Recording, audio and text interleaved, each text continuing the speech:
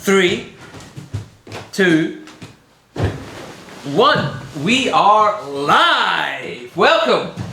Number 4. Dregscast 4. Count them. 1, 2, 3, 4. Right, we'll get cracked on. This is Hoss. Hoss T. Corrigan. Say Hoss. Hoss. Hi. Hi. Hi. Hi. Hoss T. Corrigan. We're live in the Dregscast studio. First thing I'm going to say, before I forget, a lot of people are going to a podcast. It's not a podcast yet, it's a Dregscast. What do you mean yet? Are we going to work on We're going to get the podcast facility sorted very soon in the next couple of weeks. So you can then download the audio version only. So then it can be audio and video, whatever you Maybe prefer. the next couple of months we'll find out. Just audio, just video. We'll figure out. So, Next bit of technicality. Let's dive in. Hit the subscribe button even if you don't like it. It's not about you, it's about us. It's not about Dregs though. it's not. Just hit it because, you know, who knows in 100 episodes time we might be good. Hit it, don't quit it, just, just go for it. Favourite it. Moving on. Some of your, because we know how many subscribers we've got, some of you may or may not know this guy. This guy, Hoss. I wanted to say last week we were talking about low end, the arse of the MMA world, and I feel the shit end, the cack, the Be real. the cack covered tail of MMA. And this week we're very lucky to have The uncut diamond. Or the stone, as it is. the uncut diamond that is Hoss T. Corrigan. Carbon that is Hoss T. You've had some MMA fights in your time. Yeah, I think you maybe be struggling to call them MMA. How many have you had? 7, I think. And your record's 0-7, is it? Or Well, if we're counting the one with Jack Elliott, then 8. so what's the score then? 8. You've had 8 fights and how No, many that's wins? how many fights. There's 3 wins. And how many were you knocked out in? I mean, there's like 3. So you're knocked out. But there was one that was much worse than the other one. wait, you won 3 or you lost 3? There was 8 wins, all by them. They never mentioned that. It's fine. Yeah. So you've had 3 wins out of 8 fights, and you've had almost 3 50. knockouts. I mean, What's your fastest knockout? I've said before, I'm not a numbers man. But those are the numbers I gave you. What was your fastest knockout? 8 seconds. You knocked a guy out in 8 seconds. Wow, that's really impressive. There was a fight. There was a knockout in 8 seconds, and I was in a fight and there was a knockout in 8 seconds. That's all you need to know. So honestly though, Whoa! I mean, how many fights have you been in with an 8-second knockout? Oh, numerous Thought fights. so. Yourself? no. Alright, so. Yeah, you're right. Same. How old were you when you had your first MMA fight? 21, probably. Were No, you? I was 21. You weren't. Yeah, I was. You weren't. Mentally, I wasn't, but There's no way, 'cause the rings in the tree, I was 21. How old were you when I met you? 20. No. Yep. Absolutely not. Yep. You were 19. You showed us your fake ID. What do you mean I showed You Why would I have fake ID Were you if I only was 20? 19? I You was looked like a 20. child. And he's never stopped. Yeah, no, I looked like I looked like a child, and then I just went boom, and then I looked like I was 30. You're a quivering Straight away. wreck of a boy. When have you started the That's what some people are like when they're 20. Really? You were 20? Really. So You had to let your surprise I that am was 20 at surprised. all Like, I was at any point in time. no, I'm just shocked that I thought you were like 15 or something. How old are you now? You look 30. My official age Yep. is 24. Right, so you had an MMA fight. So hang on, how old were you when you were 21 when you had that first MMA fight? Mm-hmm. How old were you when you started training martial arts? 20. 20. And I hear you. Well, actually, if we're going to be accurate about this, I had a yellow belt when I was 7 or 8. I hear you trained with the legendary Alex Arthur. I met Alex Arthur once or twice, yeah. But you trained with him in the same gym, right? I mean, you could say that. I mean, I've trained in the same gym Did they give as you any- Marcelo Garcia, but I don't think that's... I thought you'd sell that a lot better. yeah, I was. Sell that a Did lot you get better. any good tips from Alex Arthur? He had a beard, and someone told me that boxers don't have beards. Right. And he was meant to be a boxer, so... I met Alex Arthur once, and I had no idea who. I met him more than once. So Yeah, I know I'm you. competitive I know about because this. you were pals, but like Sparring they were partners. proper pals. They hung out in the gym together. But I met him once. And I had no idea who he was, and I asked him. He said, "What do you do?" He said, "I'm a boxer." I said, "Are you any good?" He said, "I'm rich," which I thought was a fair answer. Well, that's fair enough, I guess.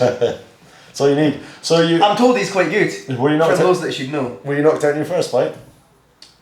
I think I might have been knocked out in my first 3 fights. So you. Wait. There was one in Cumnock, and then there was that one in Port Glasgow, and then I think the one after that might have been Chris. How much? You're just naming villages and friends. Yeah.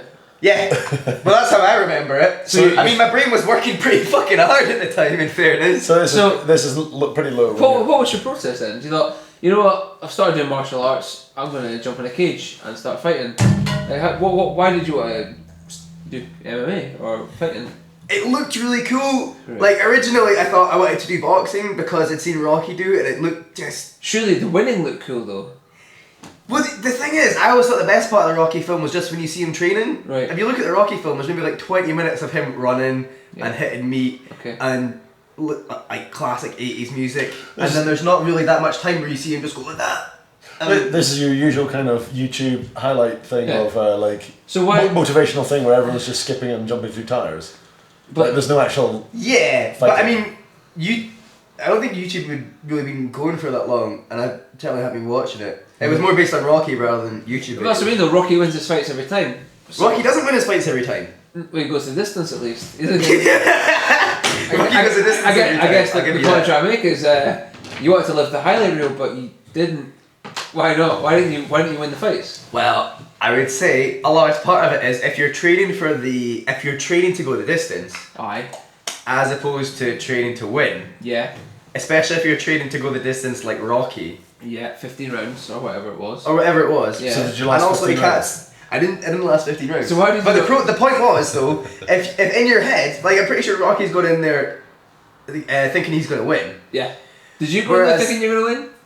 I thought I was going to go in there and beat Rocky, so Right. I thought I was going to go there for 15 rounds. Right. and take an absolute pounding. You only get 3 rounds. I took an absolute pounding. Right. So you did that bit right. So what you're Wait, you Wait. get what you reach for. I was going to say, so what you kind of is you see it, you become it. What you dream you are. You dreamed that you're going to get an absolute pounding. he did dream for a knockout. He did. He's like, you know what I'm gonna do? We're getting there. It's gonna be a knockout. And this- you were right to dream Is this that. honestly what you planned in your head when you were going for it? You were like, okay, the guy's gonna knock me. I'm gonna fall over. I'm gonna get back up. He's gonna hit me again. It's gonna be the toughest fight in the world. Yeah. Yeah, totally. Like You didn't see yourself like uppercut, hook, and then the other guy. nah, totally. Like I do now. Like now when I'm sort of visualizing myself, I see myself doing quite well. Quite well. Quite well. You still gotta have that rockiness though. No, I think what you've You done do. there. You should have made more. I don't know, a more successful film. Like. There's a pretty successful one of Oh, Oscar. You mean like a real boxer Oh. as opposed to Rocky? Yeah. Or maybe watch Predator. I thought, you know what, I'm going to be Arnold Schwarzenegger rather than the Predator. Or even watch the Rocky films and gone, I'm going to be, Clubber Lang or Apollo Creed rather than going to be Rocky.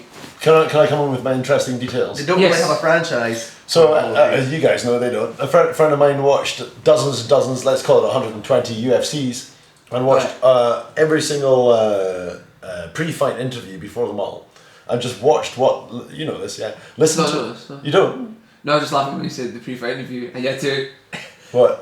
that's before the ball. Like, That's the interview before the fight.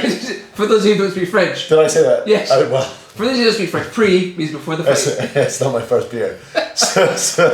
So the pre-fight interviews before the fight. Alright. No, before she watched the fight as well.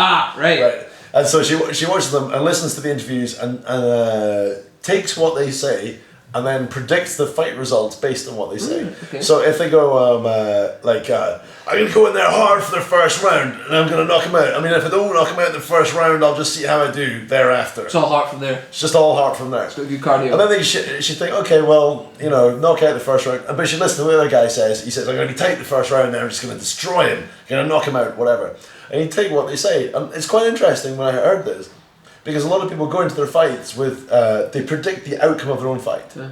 They literally say, yep, I cannot, like, who was the guy who beat Anderson Silva? Weidman. I knew Weidman was going to win. From the interviews, I wasn't even slightly unsure.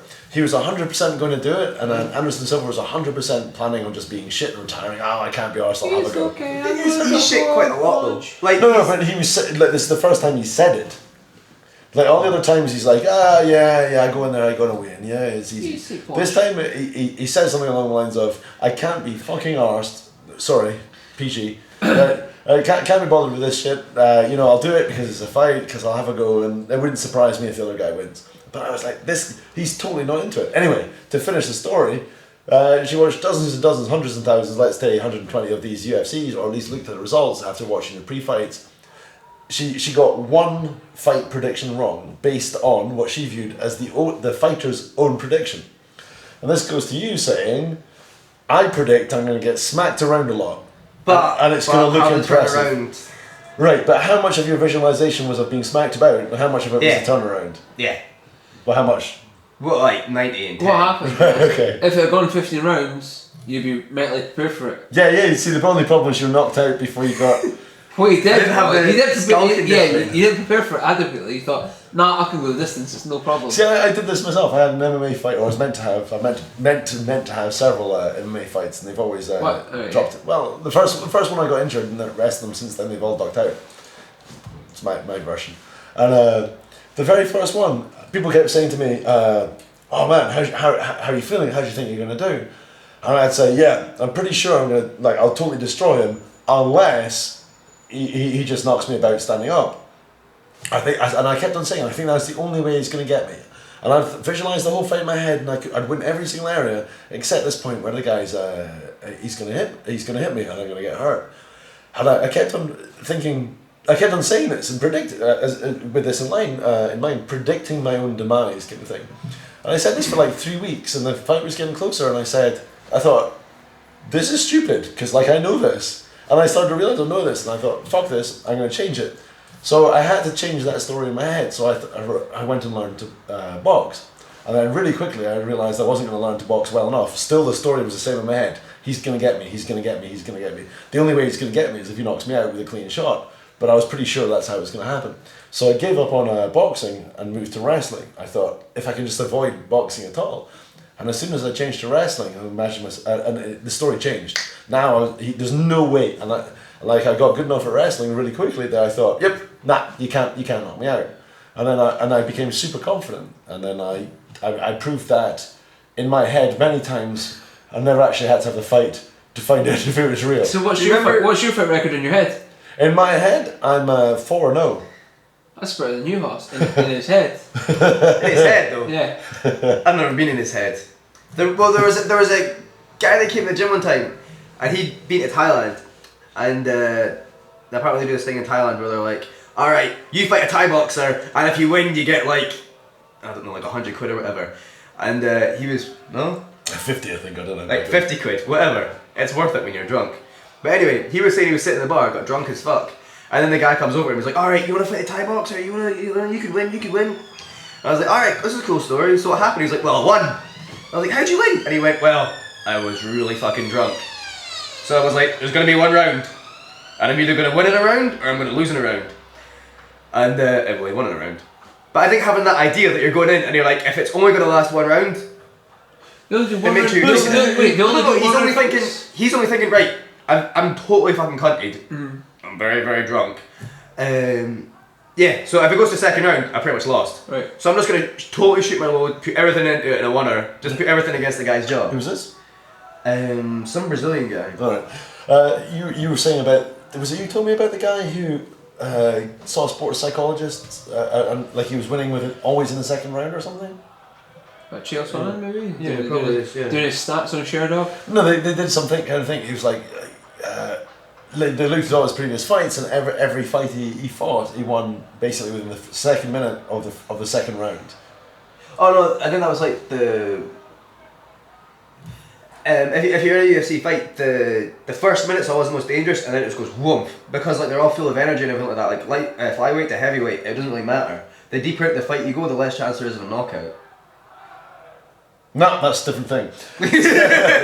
But this guy apparently realised that like what he was doing is he was winning the second minute of the second round every time. Yeah. So he just thought, right, like, taking on board what you're saying, I just have to stay safe. For 2 minutes. I just have to stay safe for the first minute. Yeah. Fight for the second, and then I think they trained him to do this to just like, well, if that's what you do, let's do it. And it turned out he'd been visualising this as well. He's not like one of those guys on the Ultimate Fighter, one of the coaches.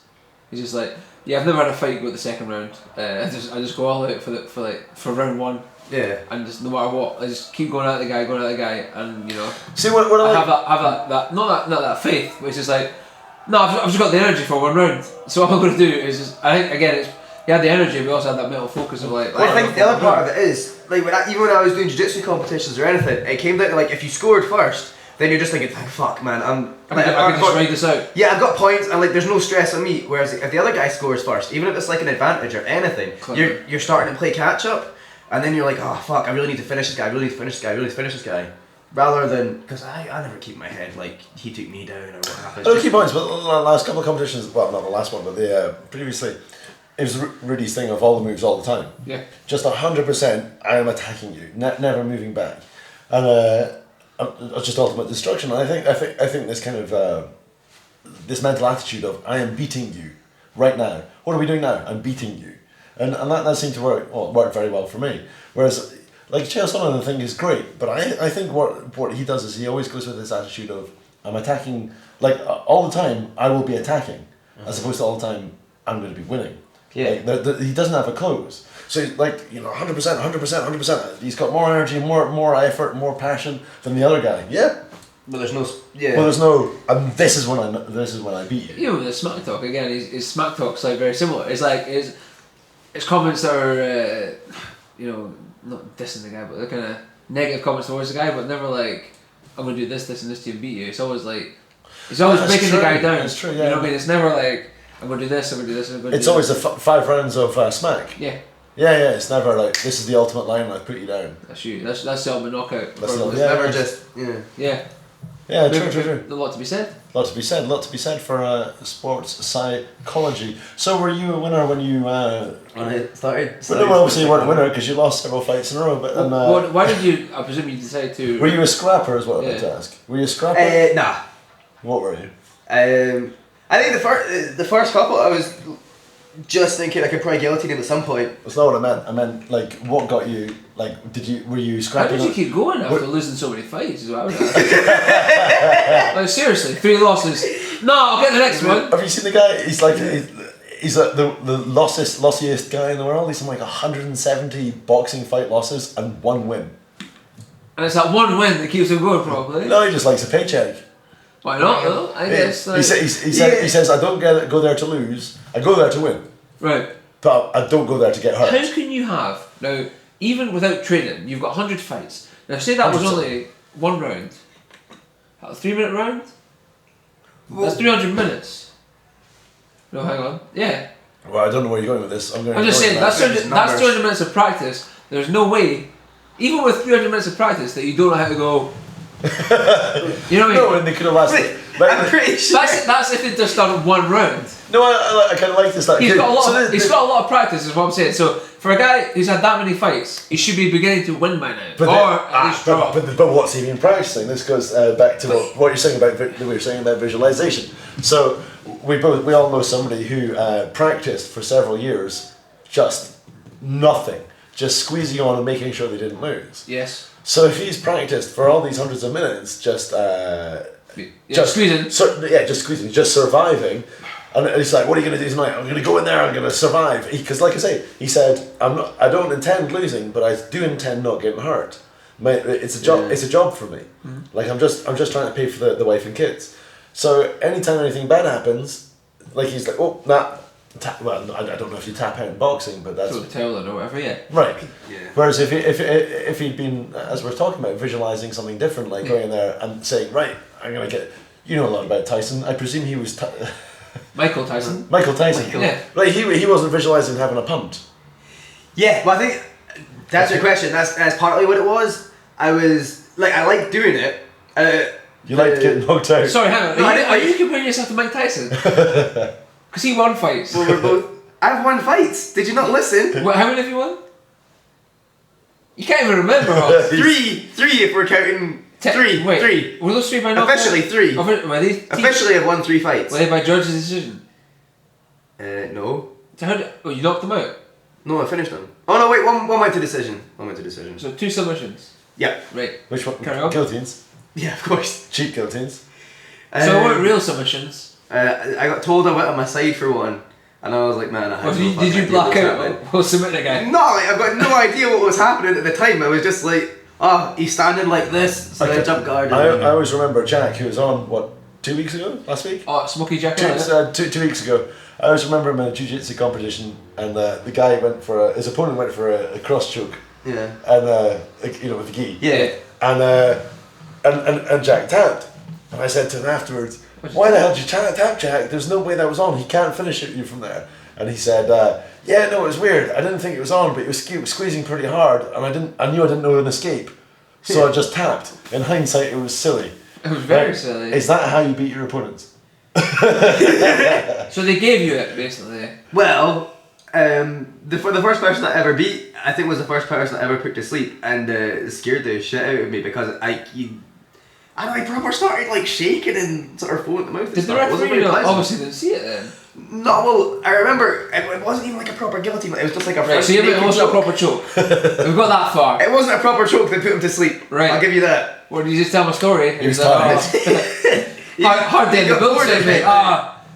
Kids are nagging me. Wife's even worse. I just need some rest. I come here for a rest.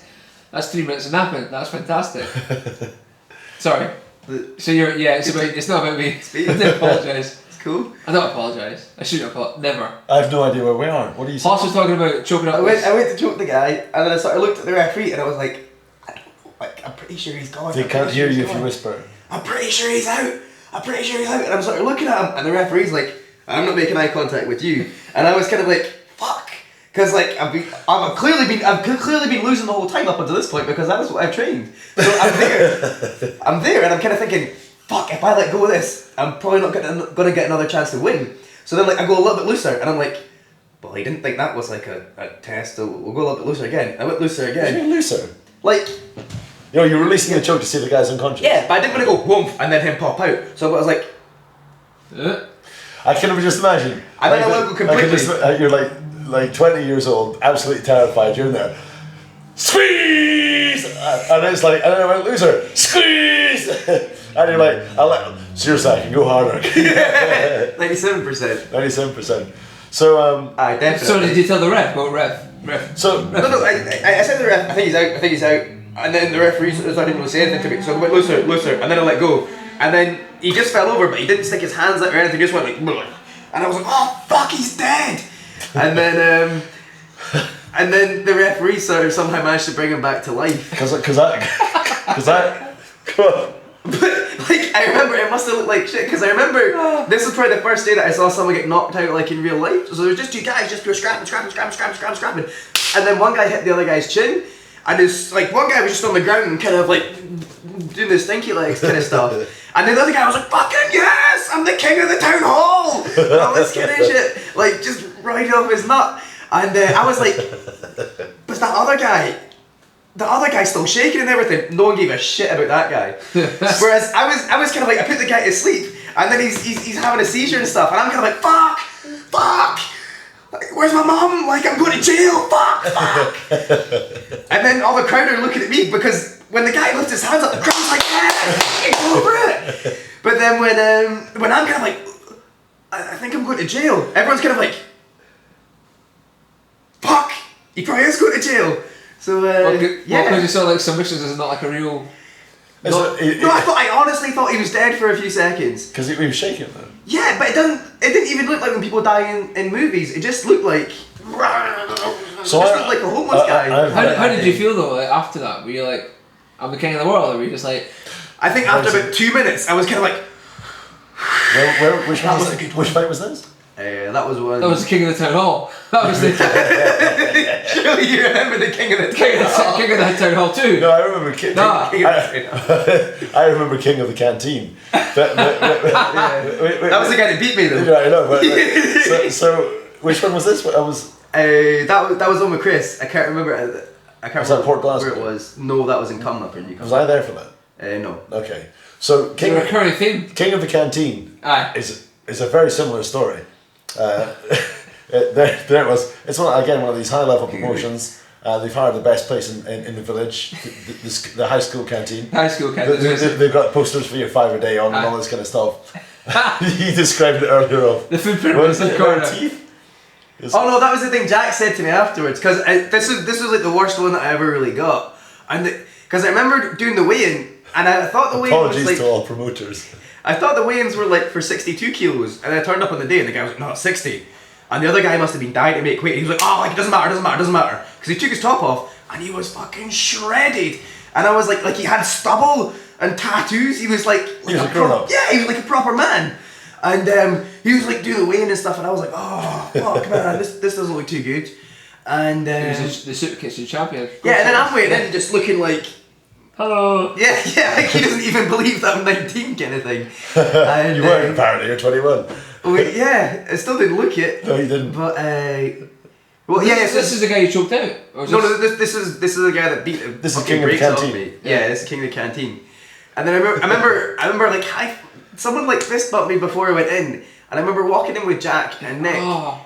And I don't think it's gonna be that hard. I remember fist bumping him there, and then walking in, but there was no they didn't play any music, and I was like, this is really awkward. I'm just walking. I'm just walking.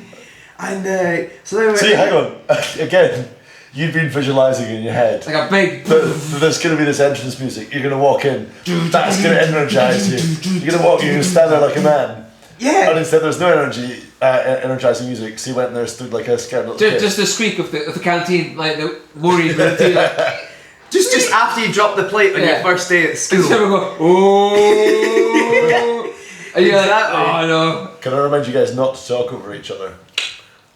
Third wall. Why, do people not like that? They can't understand it. Really? I bought an expensive microphone. Sorry. Because I've heard numerous podcasts where they talk over each other, and it's fine. I mean, I'm fine with it. Yeah, I'm fine I with it. Understand you. So, why are you laughing? Are you trying to hold? I was just waiting. It was just I assumed there was going to be like a. There's no. You're not allowed to talk over anyone. There we go.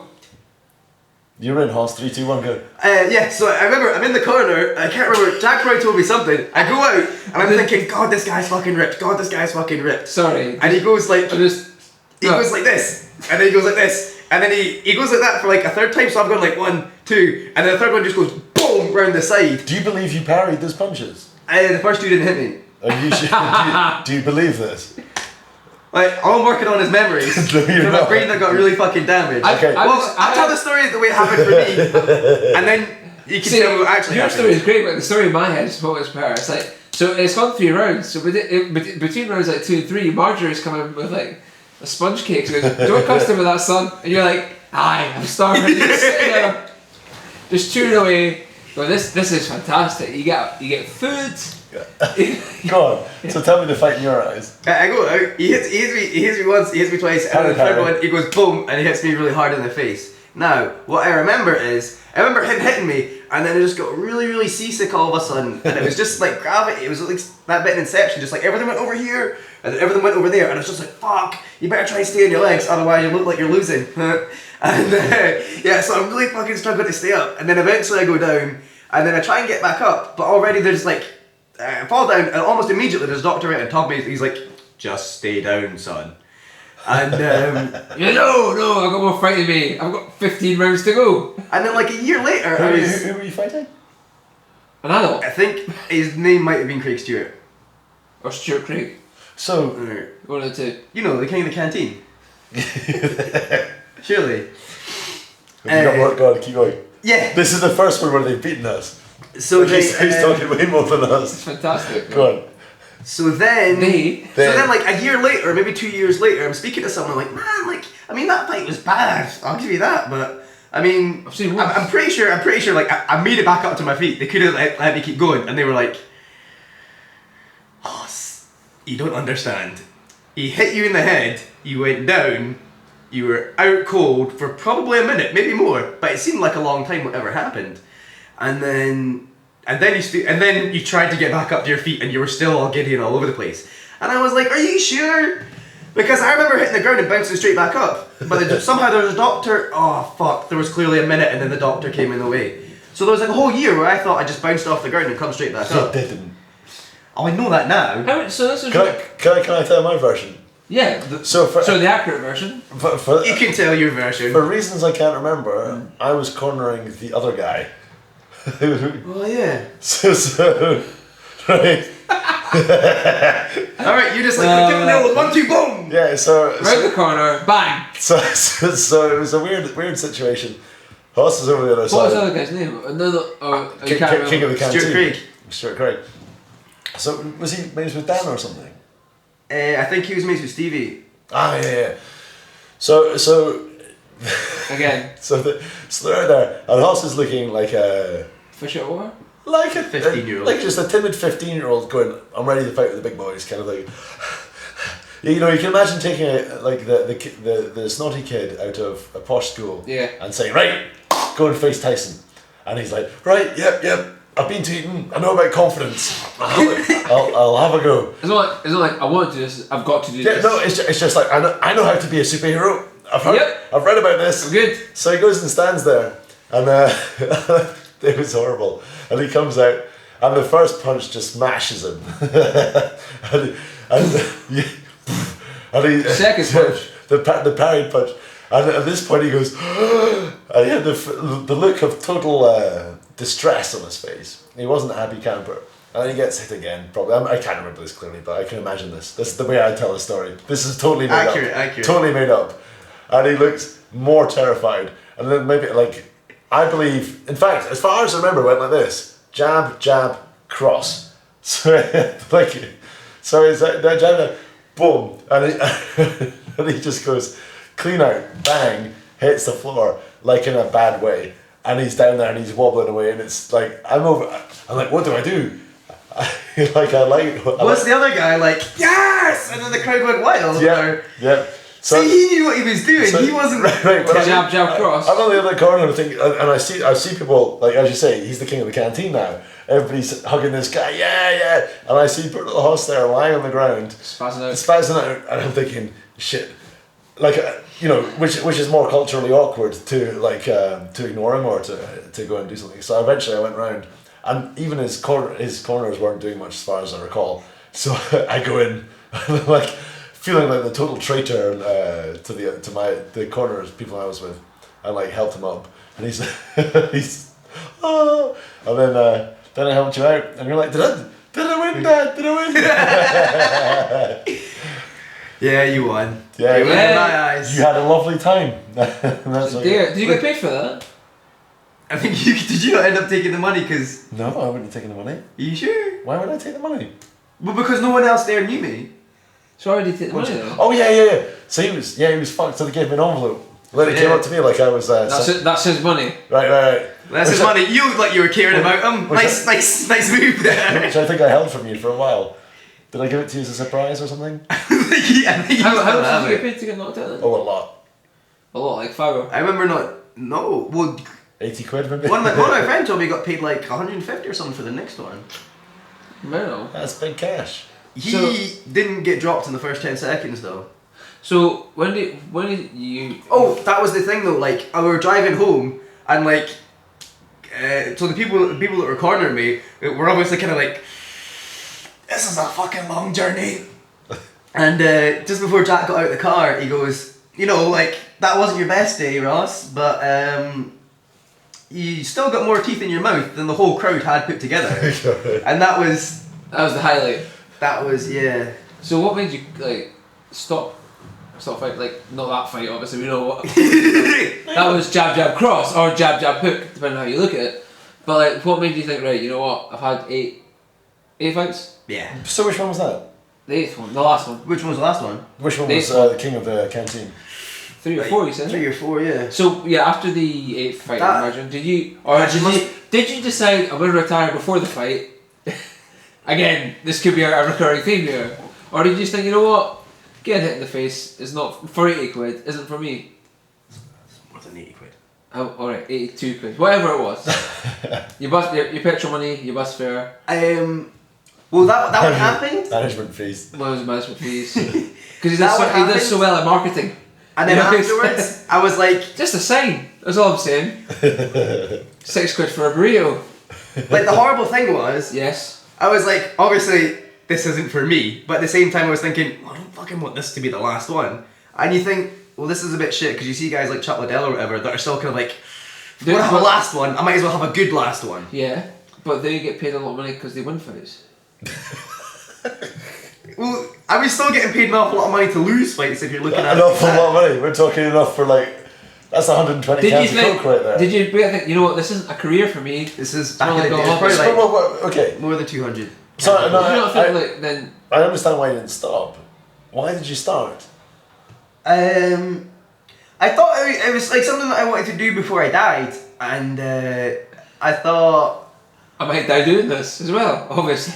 Yeah, basically. Yeah. I thought you don't want to live to be like 90 or something and still have all your marbles. Is this something you thought before you met me? Yeah. Okay. Do you remember how you ended up getting the fight? No. I turned to the good guys in the club. I'd received a phone call. Like, you got any guys who... I'd received it from Terry Tibbs. Terry Tibbs. Have you got any Mixed martial arts. Martial arts. Talk to me. Talk to me. He says, I need fighters. Then he says, you got a father? I got a man. Carry on. You carry on? No, you tell me now. So I turned to the guys who've been training for quite a while, the harder guys, the guys with experience. And there's a group of people, and how many classes did you do? Maybe one or two. And I said, guys, I've got this guy, phones up, we need some guys who are interested in an MMA fight, if any of you are interested.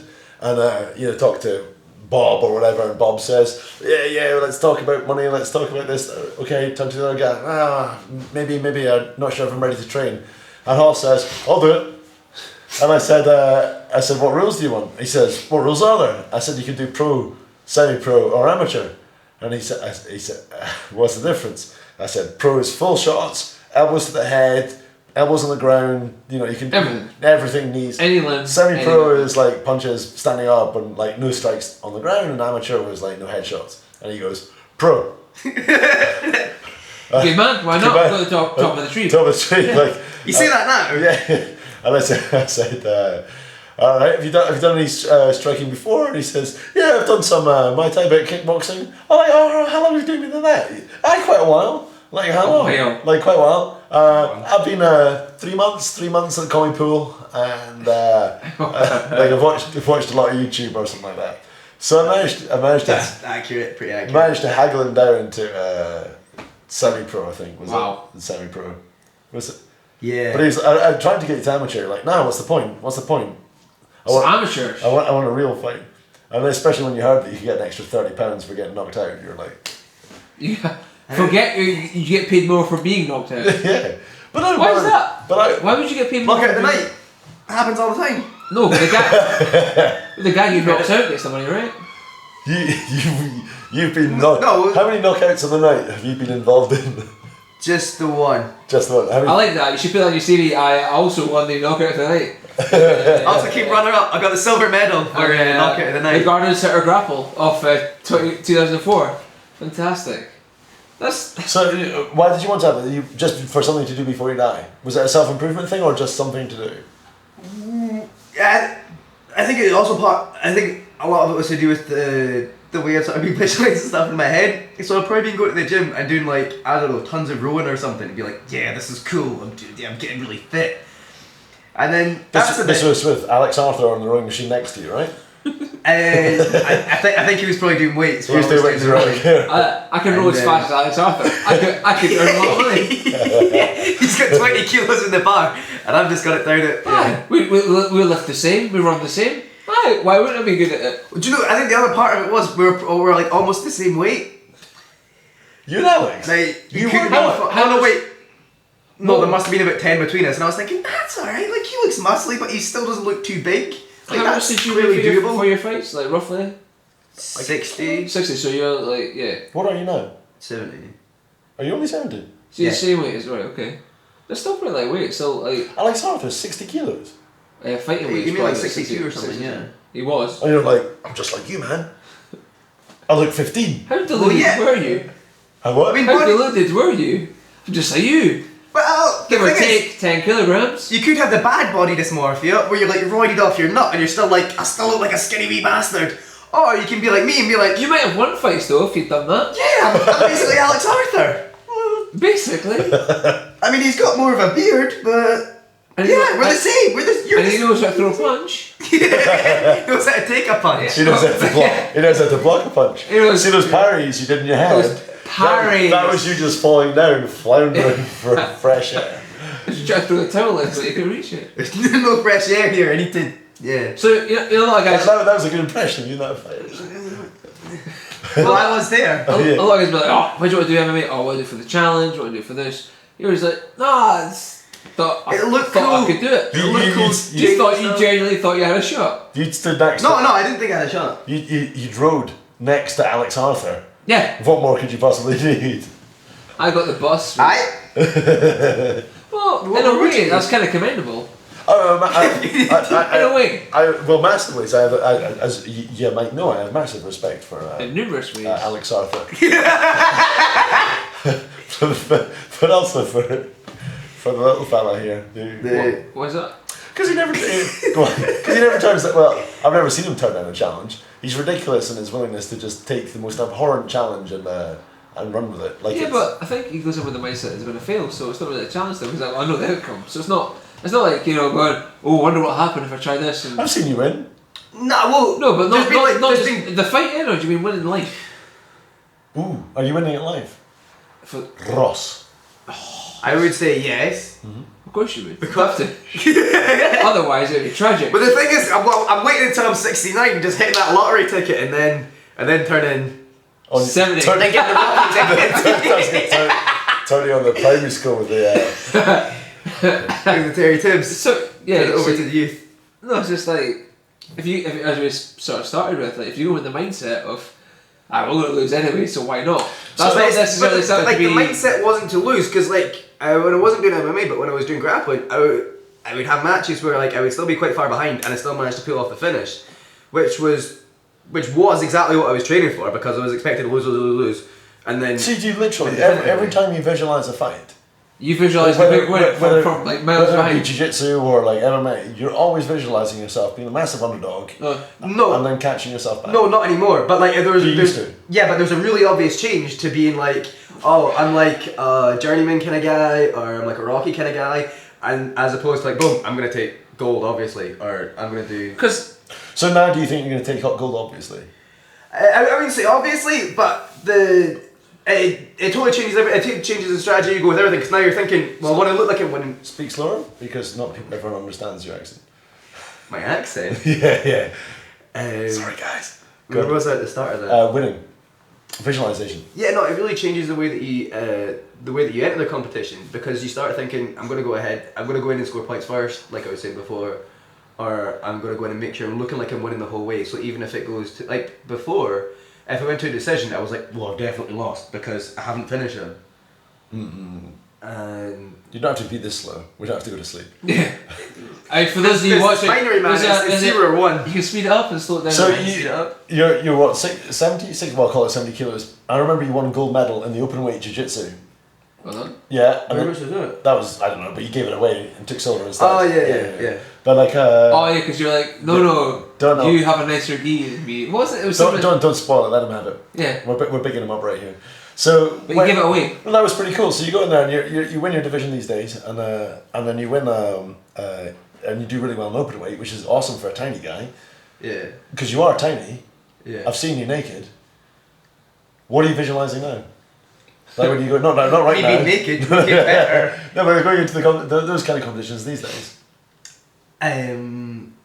What, like you mentioned the open weight there. The open weight's an awful lot cooler because then you've got like the idea of just anytime the small guy's beating the big guy, it always looks pretty cool. Of course. Yeah, so like no one really cheers for the big guy. It will almost feel pretty bad because they can be really good, and they're still cheering for you because you're small. There seems to be a recurring theme for you that like you Being the underdog. Yeah. How about being the guy in last place, the underdog, and yet overcoming this great goal? Which I think's weird because like you're at the top anyway, so why not just stay ahead? You know. Be the biggest guy in the open weight? No, just be the best. You're pretty good, so just win from the top. Like if you're Usain Bolt, you're not going to go, well, I'm winning most of this race. What I'll do is I'll drop back. So that's interesting. I wonder. And fire I forward. wonder how Hussein views it, because I can't remember his races, but You say just His race is What's his Jamaican. name? you. Hussein. Usain as opposed to? Hussein. Like Oh, Saddam. okay, fair enough. Yeah. Shows Carry how on. many words I read. I'm pretty sure I've seen quite a lot of his races. I can't remember, but maybe he does he zip ahead in the last. Like, No, it stays ahead the whole time. Does he have an extra zip at the last second and a half? The last I think it's like the last is the basic. He's different from everyone else. The way sprinting works, a lot of guys will accelerate up to the first 40 meters and then they'll cruise for the last. They'll maintain and then they'll cruise for the last like 50, 60 meters. What he does is accelerates up until like the 70 meters and then starts cruising. So he's got a greater acceleration than anyone else. That's how he works it. But he's got these weird long legs and stuff. But anyway. Yeah, so he gets ahead, maintains it. Basically. I was just wondering how he thinks it. Like, I'm the fastest man alive. I'm gonna win. Right, of course. But why is he the fastest man alive? What's going through his head? Is he thinking right? Like, because it's only 100 meters. He could be thinking right. What I'm going to do is I'm going to steam ahead, and then I'll jog it. Yeah. Or he could be thinking I'll steam ahead and I'll just keep on steaming. Or he could be thinking I'll steam ahead and I'll look behind me, see who's coming up, and then I'll just deal with the consequences. But I reckon once he started winning, he's like, right, that's me then. I'm a winner. That's how I do it. I think you've got the wrong way around. I think he became a winner because of what he was thinking in his head. Like exactly what he's talking about himself. Yeah. He's visualizing being destroyed, and he was destroyed. Yeah, it's destroyed. No, but like what I was saying before, I used to have that even with the grappling matches, I would still be getting beat the whole time until I. Which is your dream? Finish. That's your dream. That was my dream. But also, if say we would do a grappling competition, they would do the weight class and then do the open weight afterwards. So what would normally happen is I would fuck up in the weight class one because I was assuming I was going to get beat or my head wasn't in the game or whatever. Then the open weight I would tend to do an awful lot better. But doing the open weight almost sort of like let me know that I was a little bit. I would perform better in the open weight than I would in my weight class, which is a bit silly. Because that's the comeback stage. Yeah. Because that's who you are. That's in your head. You're like, this is the actual underdog story. Yeah, but then that gave me the confidence to be like, actually, I must be doing pretty good if I'm hanging with guys that are like 20 kilos heavier than me. Then I'm obviously pretty good. I could do well in the. Or maybe you thought, you know what? I like the underdog story, just with the winning bit. I'm going to start on top. I'm going to stay on top. I remember. Yeah, that's the other cool thing with the open weight one. Is like you start beating the big guy. Like even if it's just me and the big guy, big guy. As soon as I take him down or sweep him or score points on him, like the crowd's happy and everything. Yeah. So you can totally dominate in the open weight and still be the underdog. Which I was going to say, I remember doing a competition where I've tried different mental strategies going in, and this one was only move forward. Never. And my view was if I move back, if I'm put back an inch, it's a loss. Yeah. So my idea was I'm only ever 100% moving forwards all the time, and I went and I competed, and I genuinely felt maybe against 3 or 4 of the guys that I had an unfair advantage, and it wasn't skill based. It was totally like I'm just moving forward. And for a moment, that's like I kind of slow down and think, shall I not do this? Because obviously he's not fighting the same way as me. He's come to have a go, and I'm coming for 100% destruction. And then of course just move forwards, and then I tap the guys. I think I tapped most of them that time, but it was but it felt unfair. And when you're adding this only to the open weight, could you beat Marcelo Garcia? Again? At Snap.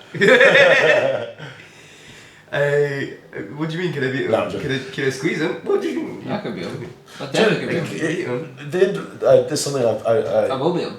Marcelo Garcia is his height. Did you know this? He's his height, but he's I heard he's like small. But he's about 22 kilos heavier. Yeah. So you're 70. No, he's more. You're 70 kilos. Yep. So he was 95. I think it was 95 or 97 kilos when I started. 27 kilos for the same height. He doesn't look. No wonder they call him Marcelinho, little Marcelo, little baby boy. I think you stand a chance. Wait, so he's... I'm just going to wait and play the long game. Like, I'm pretty sure I can beat Muhammad Ali now. Does he compete? He's retired now, but he fights, we'll call it. What way does he fight at then? This thing, I'm wondering. I wonder if he, like... Does he cut weight? He must cut weight. How much does he put in back weight on? like an absolute tool, though. Because I remember I see like an interview with him, and they were saying, "Alright, so like the ADCC's coming up, you're obviously doing a lot of cutting." He's like, "Yeah." And I'm like, "Alright, so what's your diet consist of?" He's like, "Well, I got up this morning and I made a turkey sandwich with 2 bits of bread, then I cut it in half and I had half for my breakfast." And like he's telling you this while you're like sweat's just pissing off him while he's sparring. And he's like, "And before I go home tonight, I'm gonna have the other half of that turkey sandwich." And he's dropping like 20 kilos or something, doing nonsense like So, that. but is he dropping and staying low, or do you reckon he's just cutting and then he eats before the competition and he rockets back? They don't weigh before they go to the mat though. No, well, back in, I think they changed the ADCC rules recently, but like a while back, it was just what you weighed in at. Now I think you have to stay within a certain range. Like if you win at 88, I think 10% or 15%. Right, or maybe it's even 2 kilos, but Say the thing takes place over 2 days. Nice. The thing takes place over 2 days. So say it's on Saturday and a Sunday. They make you weigh on the Friday as well, just to make sure you're on weight. Then you'll make you weigh on the Saturday, they make you weigh on the Sunday. But also, if they're just kind of like, he looks a bit fucking massive for 88, chuck him on the scales. And if you're 10 kilos over, they say, right, you got 20 minutes to make weight, otherwise. they do that now. They never used to. Yeah, no, I'm just. So back in the day, I just wonder if, like, I don't know if he was fighting 80, 85, whatever, 88, but like 77 was me. he was fighting at 77. If he's weighing 95, A big drop. that can't be possible, can it? I don't know. It's possible, but With the worst weight cut in the world. well, he must have made it. But this I was talking about this in podcast Dregscast 1, I think, or 2. Is this the kind of fighting with the psychology, which is kind of what we're talking there, is the idea that he's called Marcelinho. And there, you know, as you know, I sparred him too, and I was like, you're a big fella for a little fella. Yeah. Like you see, like, you know, especially if I see the video of us again, short, he's got this we- big old back, he's got this massive chest, and I think, again, that's weird because you know, you look big for a small guy. Obviously, I'm wrong. Like, and you see, I've seen, as I say, comments on YouTube like, oh man, he's doing really well. That guy's actually whatever, 100 kilos, and he's hanging with 100, or he's doing well against a 100 kilo guy. You know, for only a 70 kilo guy, whatever you think Marcelo is, and it's kind of psych wars, as they call it in World War II or something, I think. See, I think with a lot of things like fighting, with cutting weight, surely it's more representative of how you are as a fighter or whatever. If you just rock up on the day, Absolutely. having not cut weight, in fact, having not even trained for the thing, just turn up. Because if you do it as you're like, Don't even start martial arts and have a go. no, I mean learn stuff, but like you don't see a joiner training for the big build. You don't see a joiner weighing in. You got the right, what tools have you got? Nah, you can't use that. Sharpening you got his tools, tool specialist. You've got to use like a hammer, nails, screws, and a screwdriver, maybe a saw. Well- I mean, like you turn up every day, you do your work, and that's it. That's who you are as a tradesman. Why would it be any different for fighting? You surely, if you're really into But it's not, again, you should just rock up and be like, to go back to low end MMA, I was what's it called, judging. I was on the what was Dutch? yeah, I was always judging, but I was invited to be the actual proper judge of some fight, and I was like, oh god, I've got to do this properly. How am I going to do it? There's three of us sitting there, and I turned to the guy next to me, and I said like I've never done this before. I'm really nervous. Like I don't want to get this wrong. This is people's this is people's dreams, their ambition. You know, what do I do to see it? How did you score it? How do you score it? And he turns to me and says, right, what you got to do? And he explains it slowly because obviously, you know, I'm having a bit of difficulty. This was not your first time in a dinner hall, is it? It's like, You're the first time in a canteen. this was in a hotel. Was it a Holiday Inn? Was it a Premier Inn? No, I can't remember. But he says, what you do is you watch them fight, right? Good. I'm glad that's the key part of it. Right? And what you do is you ask yourself, Who? who do you think did better? Right. The guy you think you did better, you give him 10, and the other guy, you give 9. If you think there was a big difference, you'd give him 8, but that's uncommon. And I was like, well, how do you decide who did better? Like, is it like, does damage done count for more than takedowns? How about if the guy sits on top? How about being close to a submission? He says, Don't worry about that. just follow your heart. Just whatever you think. Which one do you fancy the most? I thought there was going to be this complicated scoring system. Probably is. There probably might be. Nowadays. So maybe. So he's saying this, and I'm like, okay, yeah. So we're watching the fight, and I watched it obviously with my jiu-jitsu background and things, and there's these shocking attempts at various submissions. You know, like an armbar that's actually just, you know, the hips are on the wrist and they're trying to bend the wrist. Yeah. Just awful. And the guy's tries to get out, but the guy's heaving 100% for this shocking wrist forearm bar, and just a mess. And the guy, of course, gets out of it. Of course he does. And this omoplata that was just nonsense. It's what, mate? Just nonsense. The guy's scrapping around. More of a heteroplata. Just good. Right? It took you a while. Yeah, I was like, is he going to get it? No. But just a mess. And at the end of the round, the guy turns to me and he says, like, well, I mean, that's clearly, you know. Davey's a 10. Davey's a 10. I'm like, how? Well, those submissions were close, man. They were close. Like, those were on. Like, he was lucky to get out of those. I was closer than that submission. Right. I'm sitting over here. Sit over here. Just like, and that was. I like how you're totally with that as well. Like, I wasn't even there. You weren't even there. You weren't even there. Yeah. So anyway, I scored them a little differently to the other guys, but like. Oh, look at you, William, with your science in that, eh? Well, You're fair judging. Oh, that's what I was going to say. So this guy. How did you not put a 9 out of 10, William? So how did you get into? How'd you get into? Yeah, what's it called? Reffing. No, the other one. Judging, pal. And he says, right, what it is, right? I showed up with this. I've had 3 fights myself or something. Right. Oh, how'd you get into that? Shows up at this club. The boy says to me, "You're looking for a fight?" I was like, "Aye." Huh? He says, "Right, you're fighting in 3 weeks." So that's a threat. So 3 weeks. I was like, "Brilliant," on a show. And so yes, this whatever. Like, how much training can you get done in 3 weeks? Possibly twice a week only. So that's 6 hours. Yeah, 6 hours training. And that's no warm up. I said, how did you do? How'd you do? He said, oh, like really well. I was really proud of myself. I did a lot better than I thought. So, well, I lasted 1 minute 46. But honestly, I thought I'd be finished fast on this. Again, you're going in there, one with the idea of like, I'm going to be finished quickly, but two, what are you doing in the cage? And but no, it's a good scrap. The other guy did better because he'd been training for 6 months or something. Awful. People pay 35 quid to watch that guy. That's kind of what bothers me though, is like there are people paying tons of money to watch. Tons. So what is it that you can watch the UFC for that kind of price? What is it? Listen to me. What is it that attracts people to watching low level fighting? Is it because it's a night out? Well, you with the missus. Just to check, did you sell tickets to people to come and watch you fight? Well, the thing is, what they'll do is they'll say like, right, what you do, Hoss, right, is it's like say it's 20 quid a ticket, right, but I'll sell you the tickets for 15 quid, and then you sell them to your pals for 20.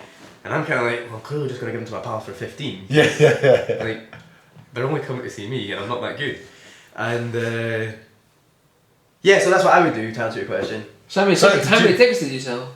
I don't think I gave one to my mum. I probably gave one to... Oh, the other thing is, you get 2 people in for free to coach you. Corners. Yeah, you get 2 corners. He was already in though, eh, so... That was the other guy. Yeah, exactly. Yeah. Actually, for the first one, I must have got a couple, and then after that, I was like, I didn't do too well. So I'd have felt really guilty trying to sell off those tickets. If, like, do you want to come and see me? Win. That's what I say. Do you fancy a night out? You can come and see me win. Take the missus out, get her a drink. You know. Do you want to see me come first? Do you want to see the Dregs the champ? Yeah. Do you want to come and see me do what I do on a daily basis? Do you want to come and see me? Yeah, but you weren't fighting after 3 weeks. You've been doing this for years now. You're pretty good. Yeah, I'm very good. Not pretty good. Okay. But yeah, so what? Of course, I'll be ready to fight now. In 3 weeks, I'll probably be like, oh, I'd like to do it, but then I'll be like, I'll get better first. I'd like to fight easy. I want to take low level fights. That's what I've always thought. So you're that joiner there, pure sharpening your tools in that, spending all of your money on the good plastering and that. I've got all the tools, and that's the main thing. I've got a mat. Yeah, why not? Aye, so you there with all the tools competing against Davey Boy, the fucking apprentice. That's what I always thought. Again, what's wrong with that? I always wanted to be that guy. This guy? No, I always wanted to be the guy who's got, like, well, in the past I always wanted the easy fight. I could fight. I wanted to know I was going to walk in there and win. Later on, I kind of wanted this idea of like, I'm going to win, but it'll be a little bit of a hassle, but I am going to win. Yeah. I want an adventure on the journey. But I just figured I'd fight every Saturday, get 80 quid and be like, right, well that's not taxable, eh? So that's fine. That's 80 quid in the pocket, and that pays for my training. So it's in your head, eh? That's mass. That is. I think that'd be easy. Why not get really good and take lots of low level fights where you're not going to get hurt because you know it stays in. Easy. I mean, be high level but fighting low level fights. Yes, lots of them. So you're like one of the best. You're GSP. Right. But you're fighting Davey. Aye, so it'd be like, you know. Because that's ridiculous. Because then you can get 80 quid, but he can get a million and a half. Obviously, if I was GSP, I'd be getting a lot of money, so I wouldn't be. I'd be as good as GSP. But your goal would be to be as good as GSP, but fight Wee Davy for the dog and dog. Aye. Why would that not be fun? I could go there and like just use one hand and beat the guy. I wouldn't have to like grapple. I could just jab him to death. Do you know who's it? Is it Art Jimerson or something? The boxer. Yeah, there was these guys from UFC 123. Some of them are still fighting, and you see them when they're. Oh, is Patrick Smith or Patrick Smith, that's right. Well, Gary Goodrich, man, he's like the guy we were talking about earlier. He has had numerous fights. I don't think he's got better. He's been fighting for years. Who's this? Gary Goodrich. Oh, he's a arm wrestler, right? Yeah, probably. He's done a lot of things. Right. A lot. Darts player. Darts. Probably. Hockey. One, yeah. And yeah, Is it field hockey, right? He has got a lot of experience. Like for ring time or cage time, he's probably got more experience than anyone. But like technique wise, he's just like. This thing, like I can take a beating. Patrick Smith. So when was UFC 123? It was Pat Smith. 20, it must be 20 like 1993. So 20 odd years. Several years. 20 years. He's got 20 years training. Like he should. And that's not counting the 3 months he had before. Right. Yeah. He should be going into we'll call it mid-level MMA. Yeah. And he should be just dancing around Destroy people. it, yeah. But I don't think he does. But he, I saw him sitting out there with his Carlsberg or whatever, sitting on the steps of the place, looking like he was. So what? He's just not even a journeyman. He's just like, I like getting beaten up. Just the journeyman going nowhere. Again, what's he thinking in his head? Oh, it's a job, I'll just show up. Like, but still show up and not have to work hard. Surely, if you get the average office worker, they don't work hard for 8 hours a day. They're not going to be like working. Yeah, but then there's not the same amount of competition though. But that's what I mean. If I fight low level MMA, that's it. Yeah. I should probably have to warm up. I could just turn up. This is something that always amused me at school or careers in general, is people saying that certain jobs are hard. Like, to be a lawyer, there's a lot of competition. Right, there's a lot of competition to be a top lawyer. There's not that much competition to be a shit lawyer. Like, you can be totally mediocre in any profession and still get by. But there's certain jobs, like as a fighter, people say, you say, I want to be an MMA fighter. And people say, well, tough gig to be the best. Yes, it is. I never said I want to be the best. Yeah. Show up. I want to be the journeyman. I want to be like. I'll be happy with the Datsun. Yeah. Like eating occasionally from Gino Ginelli at some Gino Ginelli's or whatever. Treat yourself to a Walls Vienna now and again. Right. Wednesday night. It's Vienna night. Me and Tracy like to sit in, cut weight, but I don't need to worry that much because if I fight any man, it's fine. It's Dregs time. Are you mediocre at your work or are you the best? I'm the best. But my work is mediocre, but I'm the best. I like the idea of you giving yourself a pep talk. Just cruising. Come on, Dregs! Yes! This is it. This is it. You did this each morning. Yeah, I walk in and I'm the man, but like I don't have to work hard at it because I've been doing it for years now. So I'm just like, right, let's go. Don't need to warm up anymore. Don't need to warm up anymore. I just walk up and be like, right, this is how it's going to be. And I probably in reality I'm terrible at my job. I'm really neglectful, but in my head, you're the Griffin. I am a Griffin, exactly. I go to the toilet. Feel free to talk about Griffins. I need to pee. You need to pee? Why did you pee? Because I drank loads of water. Why did you do that? Because I was thirsty. Obviously not that thirsty. Griffins. William wants to It's tell Griffin me time. Griffins. It's a really interesting story, but I don't want to talk about it. Not in the mood for it. So it's one of those awkward moments. We've had 4 podcasts. The first podcast, we went to the toilet, and it was just me and Alana, and we started talking about stuff. And now again, we could talk about that. And then this is the second time we've been left alone with a guest. And This is only the second time. I've been allowed to be left alone with a guest. I wasn't allowed You've been to be left allowed alone. to? Yeah, I wasn't left alone with Tom, and I wasn't left alone with Jack. So just me and you. What is there anything you want to get off your chest? Well, I thought we were doing the Griffin thing, but Well, we could talk. it's a bit weird though, but just because William's got away and then you're. Well, I could say the Griffin story, but I don't know. I just don't feel like it. To be honest, I'll be like. Well, yeah. here's how I imagine you starting your day at work. I imagine it's sort of like the start of Saturday Night Fever and you've got your headphones on and you've got like James Brown or something going on. Yeah. And you're just walking in, just fucking feeling the vibes, feeling Yeah. the vibes, Yeah. feeling the vibes, Yeah. feeling the vibes. And they take it out and you're just like, fucking hello Mindy, how are you doing today? And she's like, oh my lady, I'm just about to die. Good morning, and you're Cindy. like, great job. And you're straight on to the next one. You're not far off it. Like sweat, but like you look thing like is- James Brown as well, just sweat. Fucking. Yeah, exactly. You come in and like the light, all the house lights are down. You know that. Just a silhouette of you. Ladies and gentlemen, there are 7 acknowledged wonders of the world. You are about to witness the 8th, and the lights, and you know, they give a little biography, and it's just, you know, the lights go up, and I'm like, everybody ready to party, and it's like,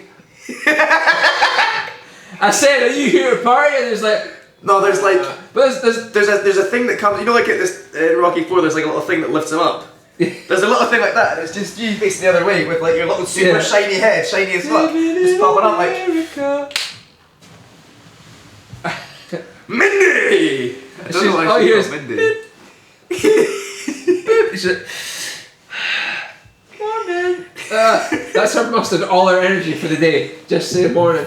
Yeah, It's it's your kind of gift like to the world. it's kind of like me coming in with proper like hyped up like a wrestler. Just like, you know, the flares are going off, like the crowds are cheering. But there's no crowds. There's just people. Yeah. Or like doing the high five thing as you're walking in. And they're just like sitting there like watch my arthritis. It's really difficult, I guess, yeah, because like you Be a rock star you're in a trying to hype a everyone nursing up, and they're home. just like, hello. You look at the clock there. Oh, I've left the lens cap on. Oh, not that again. Yeah, it's just really difficult. But you know, I carry on regardless. I guess I've got the opposite mindset of you. I'm like, I'm a winner either way. So we didn't talk about Griffins with him. You did or didn't? No, we Griffin. didn't. I didn't feel like it. I thought, no, not feeling this. Oh, that beer's in.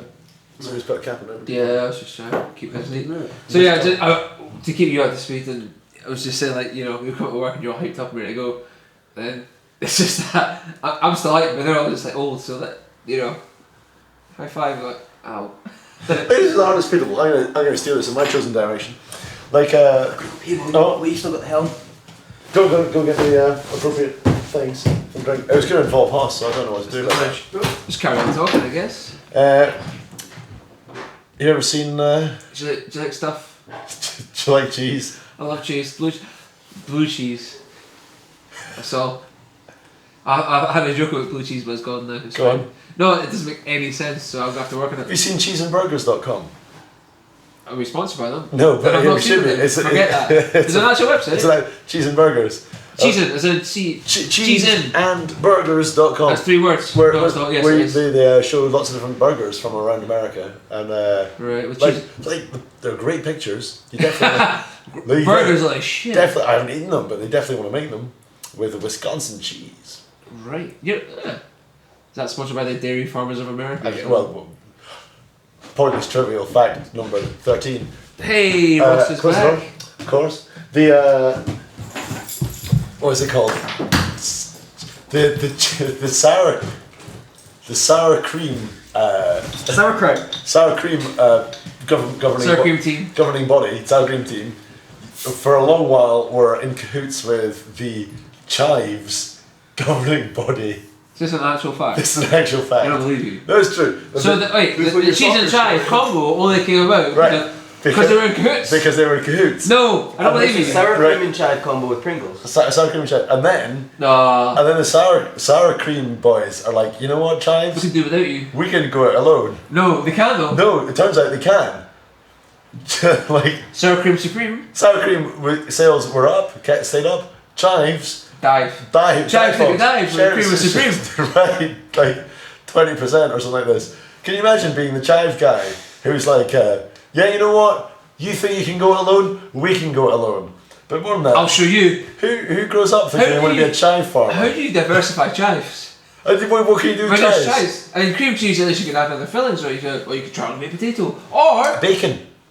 Bacon and Bacon. cream cheese. Cheese and cream cheese. Yeah. Chives and cream cheese. you We've can done use it for that. a lot. You can make it into cake, for example, like a cheesecake. Yeah, you can have cheesecakes. Yeah, You so said what that. cheesecake? Yeah, there's lots of mini cheesecakes, Mini big cheesecakes. cheesecake, layered cheesecake. There's so many uses for. Potato salad's got chives in it. Well, only if you put chives in it. Only if you add it. When was the last Good time? on When was the last potato time you bought chives?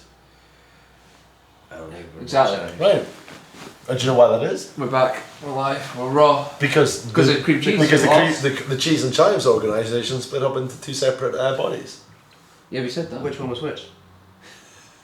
The cheese one was the cheese one, and the chive one was the chive one. I thought it was obvious, but I thought you were trying to be funny. Can't tell with that face. Yeah, it bombed, didn't it? Yeah, chai bombed. Right back. So we're talking about MMA. No, we weren't. I thought we were talking about occupations. Yeah. Or Griffins. Oh yeah, you're asking me. The James No, Bond you days. said what was it? You said something about being a winner. I just the winner. I was going to steer it in my chosen direction. That's not like you. It is like you. I was being sarcastic. Sorry. You see, I wish I'd done this. Yeah. You had done what? Peed. Well, it's your own choice, man. Me being the winner I am, I have a plan of iron. That was him. You guys talk amongst yourselves, I'll see if I can win it back. Okay. Yeah, that's how I picture you walking into your work. Yeah. So I do walk at work, like very much like James Brown. James Brown in Rocky 4, like living in America. Drenched with sweat.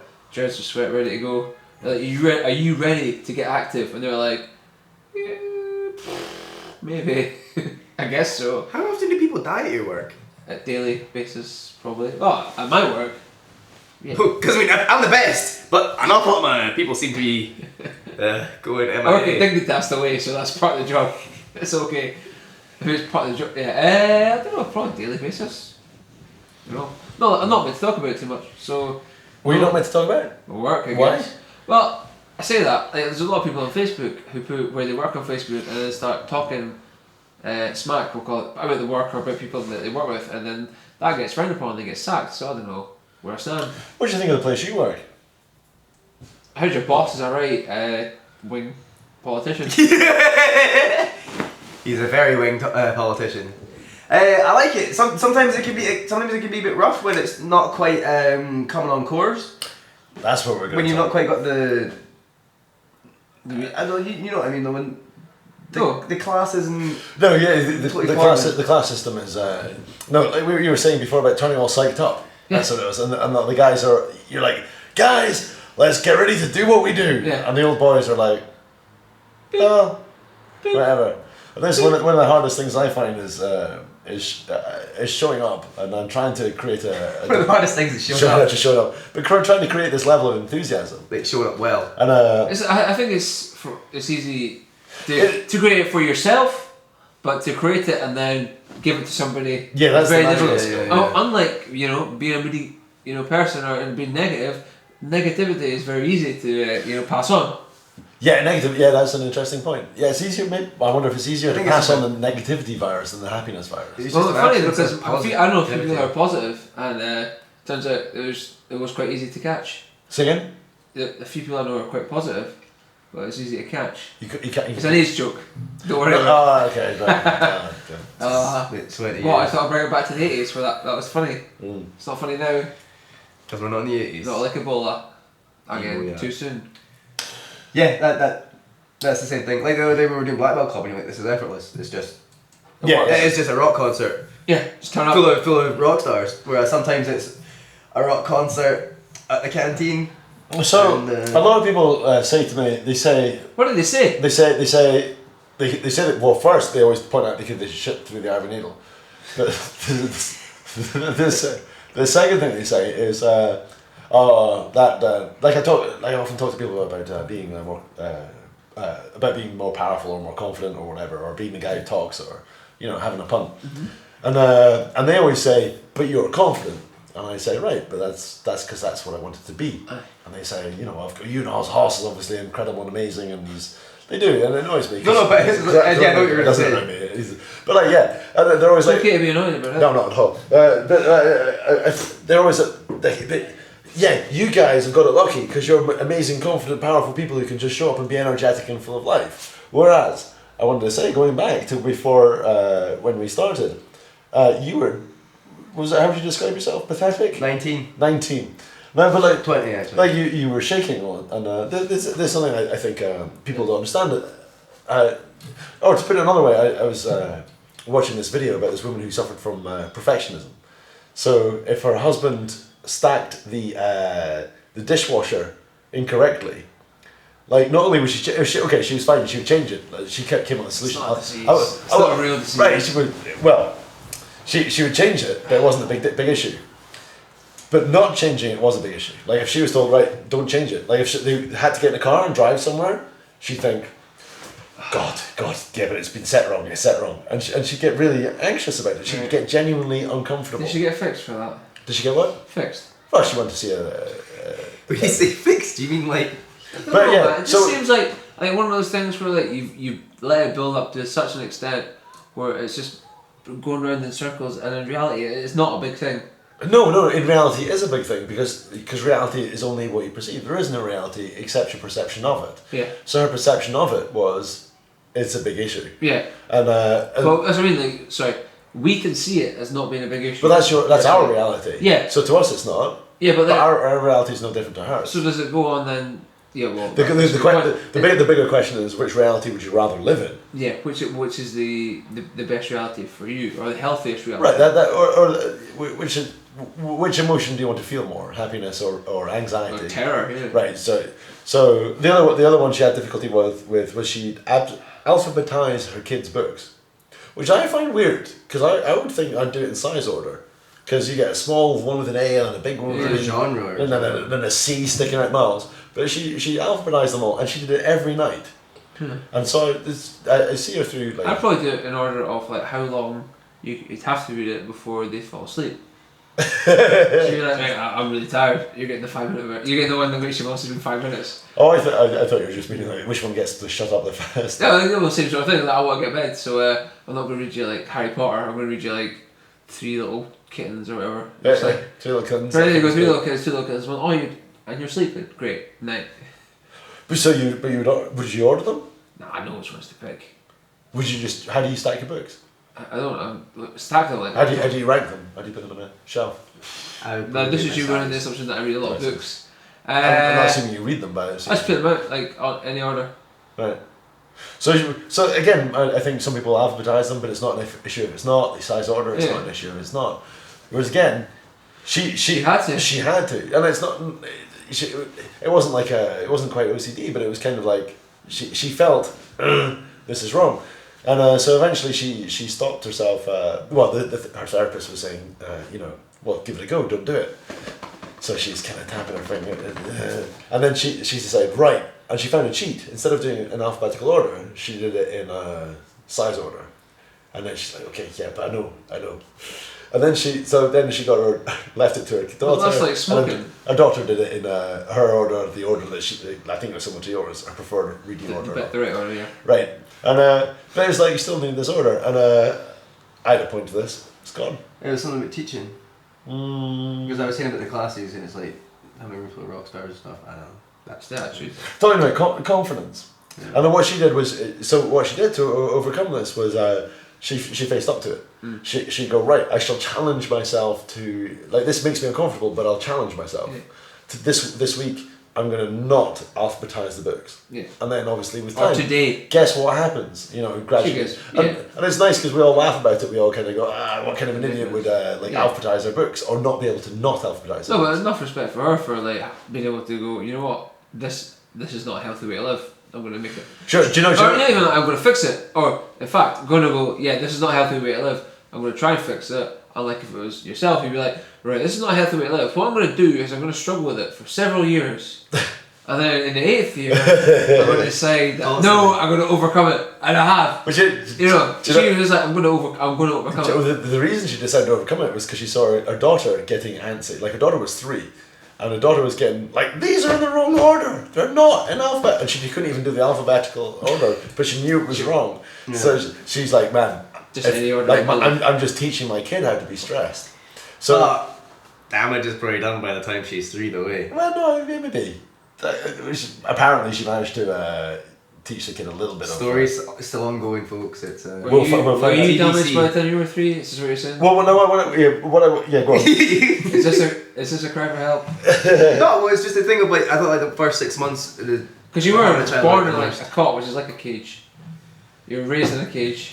Did you regress back to that? Like, you know what makes me happy? When I was in the cage, So I mean cot. I've got a bigger question, which will come after this. Free-range So what this woman did was she faced her shit, and she was like, okay, gradually bigger and bigger.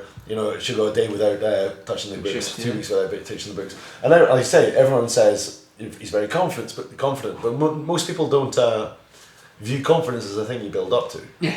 Whereas having seen you grow from a pathetic Pile of poop. pile of shit, Metaphorically. A 15-year-old, 20-year-old. a 15-year-old, 20-year-old, how did you do it? How did you go from? Because we all know 35-year-old pathetic people or whatever. We don't all, but I do. 60-year-old pathetic people. I think pathetic, like respectfully, like. Your mother? No, she's not, but. She's not 60. I think part of it is like doing it as part of the process. Like when you were saying, like what Dregs was saying before.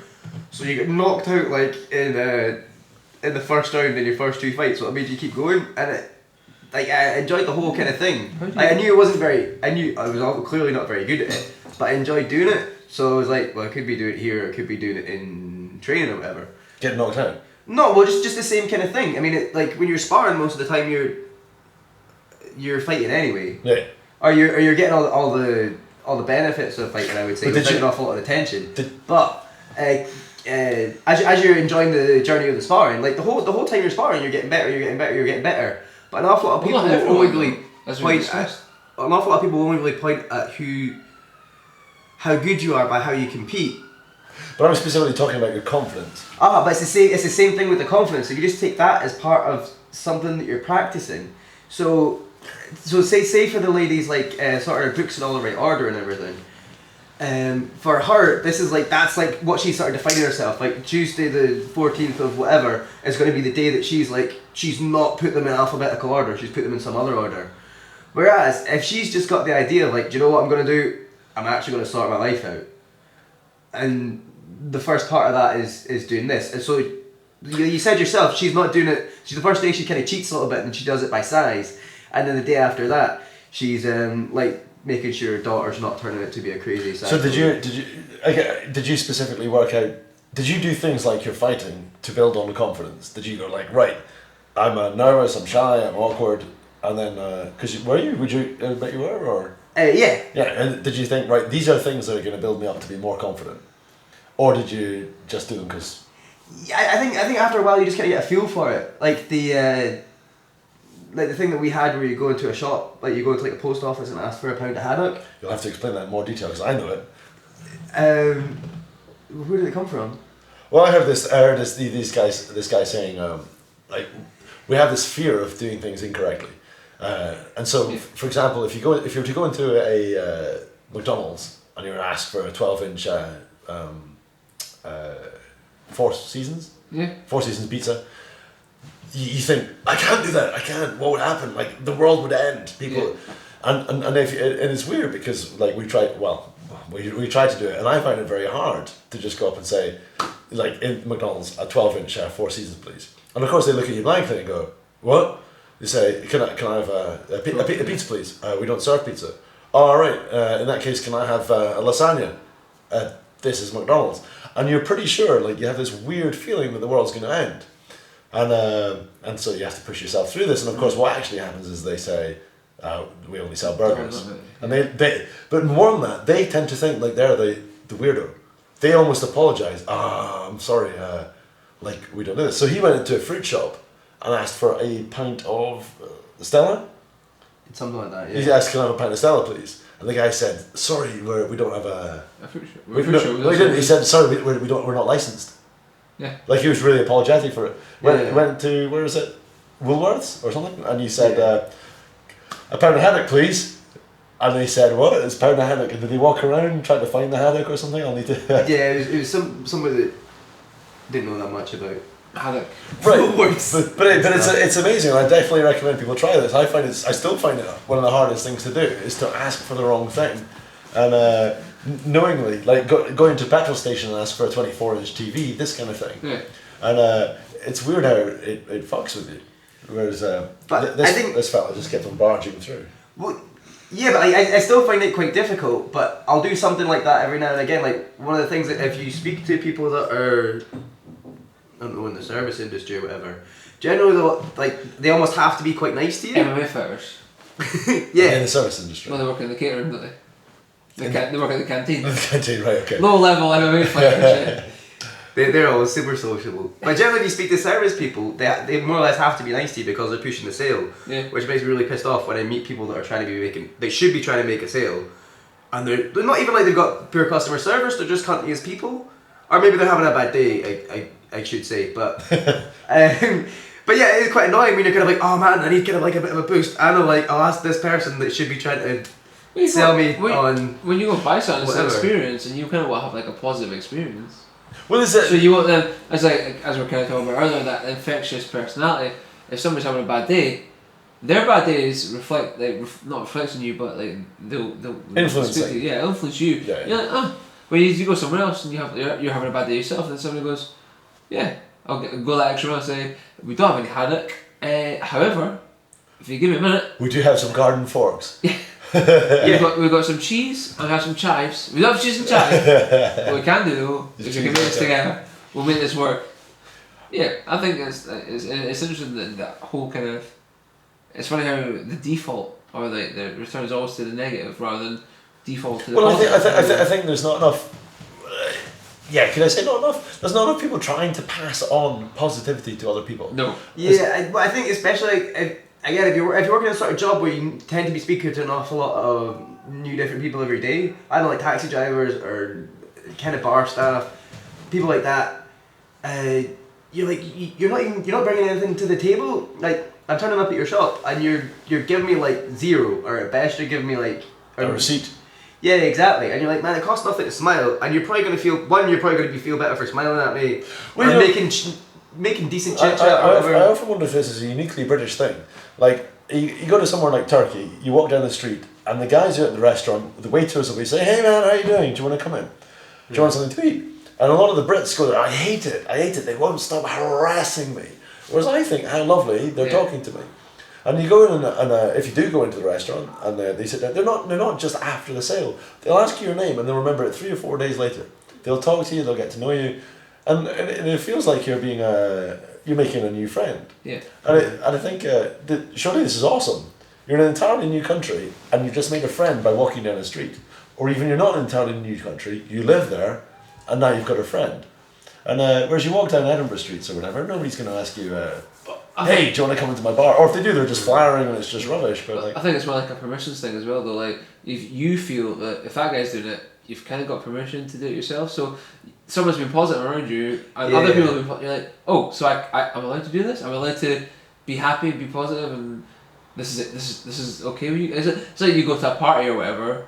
Like, you kind of want to fit in. Now you want to be accepted, so you kind of do what everyone else is doing, but everyone else is mooching in the corner going, oh yeah, I remember a few Oh, years just fit in with them. oh you yeah, know, just to sit and talk about. I remember a few years ago, it seems to have stopped now, or maybe I don't hear them anymore, but people used to get, oh, what's wrong with Hoss? He's weird. Like, why is he so happy I and said that to positive? you earlier. I was like, what's wrong with this guy? Yeah, But like, Is that not on camera you were saying?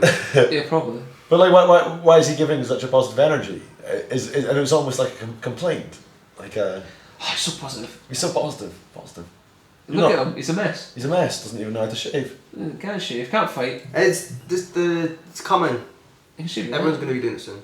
What is it? What is it? There's like designer stubble, but you can't see it because there's designer stubble everywhere. But Yeah. start with it there. Nice. You can't shave. You're It's right. coming. So what, people find it annoying that horses? Let's know. Maybe he's just better at it. But like, yeah, there's definitely. They're like, oh god, he's good at it. But look at him, he's shit at everything else. I kind of wonder what Roddy must be like at work. Yeah. No, I was wondering. Sorry, what's his name? It's too late now. Rodney. Yeah, no, yeah, he's apparently very nice. But what we're trying to say? What tips have you got? What can you give the world from all your experience of going from butternut squash into Fish. becoming ratatouille?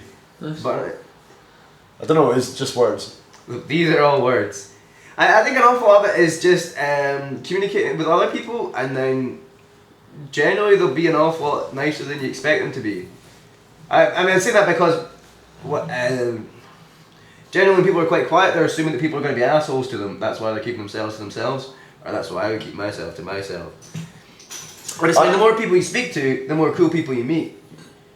Just actually, that's numbers, true. really. You know, since And if they're not, then just speak to someone else. Oh, that's It's not like really- more cool. It's like you get to eliminate the crap people quicker.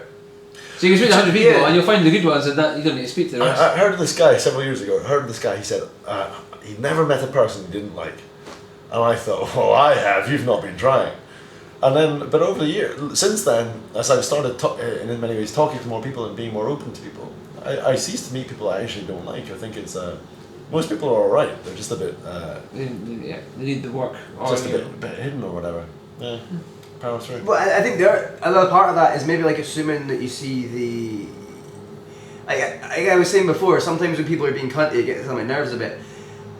But if you assume that they're not being cunty just out of horribleness, and you just assume that they're having a pretty rough day, like nobody's really nasty without reason, or if they are, they've got something really, really wrong with them. But yeah, if you just try to see things from other people's eyes, like, oh, he's being a bit cunty, his wife's probably just about to leave him, or is that making sense? No. Yeah, but like boring. No, yeah. Yeah. I don't know. I was thinking, I don't know. Is there much more to chat about? Nah. You got miles to go? Nah. You got anything? That's what I was asking Hoss if he's got. I've tried to check it to do a big finale. Is there anything you'd like to give? Is there a dance number or? Do you want to give any shout outs? 27. No, you'll do shout outs. I got. It was received very positively when I previously asked the previous guest. Previously. If you'd like to give some ways in which I've changed your life. Oh, who was that? Doesn't matter who it was. Hang on, here we go. So settle in for this one. We've got about an hour. So you just carry on. There's maybe like bullet points. Change for the better. Ways in which bullets, please. Made you a better person. 1. Well. Yeah. 2. Well, I remember there was one time. Go on. One. That's right. Yeah, there was one time where William was like trying to show me not so much trying to show me a jiu-jitsu move or something, but just trying to get me to think a bit more about other stuff. I was going to college at the time. One, right? Yeah, I am enunciating. Don't call me a nonce. God. You're a nonce. What did I just say? Get on with it. It's about me. Anyway, he this sounds really fucking stupid. He was like, well, what do you think about when you're on the bus? And I was like, well, nothing. I'm just on a bus, eh? And he was like, well, what could you be thinking about? You know, you're struggling an awful lot with this jiu-jitsu stuff that I'm telling you is obviously very easy. I'm telling you is not that difficult. Maybe you should be thinking about that. And then I started thinking more about stuff like that when I was in the bus. Right. You had to be told that. One of the things I remember, I remember this, and he said, you know, like I didn't enunciate that much. You know when you get like a television, and like at about 11 o'clock at night on the old days, it would turn off. Snow. Yeah. And there's just white noise. Is that what you think about it? And I was like, yeah. And he said, I think that's what's in my head when I'm on the bus. Right. And really? Yeah. I said, like, nothing more. Are you not like? Do you not think about anything? And he's kind of like, well, like what? What would you think about it? And I said, well, I don't know. I'd be looking at the cranes. I'd be like, why are there so many cranes around? I'd see a pretty woman. Think about this. And I just kind of thought, you've got all this spare time. Yeah, but like the horrible thing about that though was like that had somehow like left me. Maybe just after I left school or something. Because I remember I used to have quite an awful lot of thought and everything. But then I remember it was quite obvious when it was like, all right, I'm thinking again now. It's yeah. It's just Trans World Sports come on or whatever. I just like this idea if you come in like an ice bath, you go, felt thoughts. Oh, back in. Yeah, it was pretty much like that. It was almost like waking up, except you're awake all the time. But yeah, so you gave me that. Uh-huh. But the other thing is, I gave you the power of rational thought. I was going to say, William Watson gave you the power of thought. Or we gave me it again because, like I'm saying, I already had it, but it was became conscious. I wonder if I take that away now. I wonder if I say like. You just have your fun in the sun, in the static. Have you got any more? Static. If you ask me some leading questions, tell me about ways I've changed your life. For example, that wouldn't have changed your life with women, have I? Well, yeah, just by speaking to them. Right. Oh, go on. I spoke to the women for you. Doubt it. Doubt it. Doubt it. No, just by speaking to people. Go on. Well, I mean, if you think about it, so if mine's doing nothing pretty much but static, you're not going to be chatting to anyone at all. One of my favourite things, like, for you, is I think you had not had sex at this point. Virgin. Right? Right. So you'd had a cage fight, but you not had sex. And you decided the best. That was ridiculous. Ridiculous. In my head, somehow I had it that somehow a cage fight would lead Maybe to that'll sex be as well. That's the thing. I like you've always got a story, and everything is like he says, like it's a Rocky-like moment. So what's the best way to lose your virginity? Is it to just meet a girl, have sex? No. There's bigger things you can do. There's drama, there's crisis, there's all sorts of shit going on. So check with the piercing. So he sees the most tattooed woman in the world, and he's like, that one. That was a definite. That wasn't the life-changing moment. It was the No, but like I like this. I'm gonna have a go at this. So there he is, this shaky little 15-year-old looking 20 or something the other way around, and goes up to, have you seen her? I'm gonna like hundreds and hundreds of piercings. Like, I remember she had like 6 in her tongue. You what? Like she was telling me this as I was speaking to her. Yeah, and he's flirting hard with her, and he's having flirting hard. He's fucking going for the kill. He's going for the kill, and she's just having none of it. No. She was. No, she was putting up with it. She was what? She was putting up with it. She was tolerating it. Yeah, she was. Yeah. She was tolerating it, but she was just like, "That's nice, Sonny," and he's like, I remember him telling me, "I've got to get this. I've got to do this." Like, why? Well, you know, you can't lose your virginity and just have sex with a girl. Yeah. You have to have some kind of that one. That's thing. That one. Yeah. You have to create. That's not the way that I remember the story. The way that I remember the story was I remember speaking to her, and then I remember coming and having dinner with you and 1 or 2 other people, and like the conversation, like, alright, so what have you been doing recently? And I'm gonna, well, I don't mind telling you guys, I was trying to get off with the most pierced woman on the planet, and they're like, what? She's like 40 or something, and you're not something between 15 and 20. And I was like, yeah, but I mean, just imagine it though. Like, this is me trying to sell it that way, the way that William's sort of describing. I remember everyone else being very much disgusted by it. Yeah, no, that was the thing. Everyone was kind of like, why would you do that? Like, you can maybe do better even with your poor conversation skills and stuff like that. And I said, that's amazing. Yeah, that was the life-changing thing right there. Was when you were just like, that's marvelous. Yeah, that is a story. Splendid. Yeah, I mean, just think about it. And everyone else wasn't quite getting it, but you were like, no, that's something to tell your. That's something to tell to the world. Tell your 80 subscribers. And did you ever have sex with the most pierced woman in the world? I never had sex with the most pierced woman in the world. I remember I must have been fucking terrified though. You were? So, yeah. You got a number? Nothing. No, I still see her around every now and again, you know. Do you call? No. She gave you... Man. Well. What was I thinking? you were thinking in terms of stories. Yeah, but then I still like that you're still encouraging it. You're like, well, totally. It's better for him than getting hit in the head really fucking hard. No, but I like this. I love the way. I remember going to see a young lady after she was going for a Guinness record. Right, and but you're just seeing everything I was very nervous, and you're like just totally. What's the word? Directing the movie.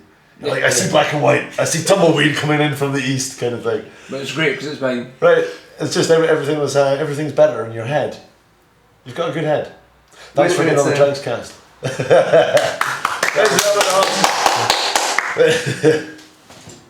That's it. That's it. You can stop it now. We're just going to not stop the camera now. I'll scoot it. He'll get it. I'll get it. Oh, kiss a bit. Oh, remember to click subscribe even though we faded at the end. If we did. And See?